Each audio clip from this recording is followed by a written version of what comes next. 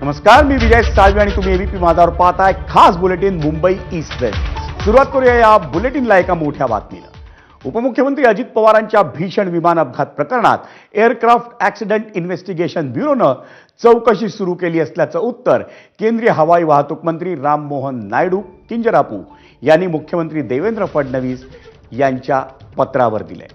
अपघातग्रस्त विमानाचा black box ताब्यात घेण्यात आला असल्याचं त्यांनी कळवलंय। या विमान अपघाताची चौकशी पारदर्शी आणि आमचं उत्तरदायित्व लक्षात घेऊन करण्यात येईल असं आश्वासनही त्यांनी फडणवीसांना लिहिलेल्या पत्रात दिलंय। या चौकशीत महाराष्ट्र सरकारचंही सहकार्य आमच्यासाठी मोलाचं ठरावं, त्यासाठी स्थानिक प्रशासनाची आम्हाला मदत लागेल। त्यामुळे या अपघाताची चौकशी पूर्ण होताच आम्ही तो अहवाल महाराष्ट्र सरकारलाही देऊ असंही आश्वासन राममोहन नायडू यांनी फडणवीसांना दिले।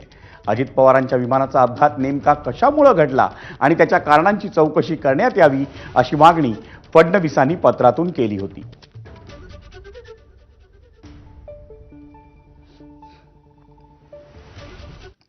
उपमुख्यमंत्री अजित पवार यांच्या विमान अपघाताचा तपास हा गुन्हे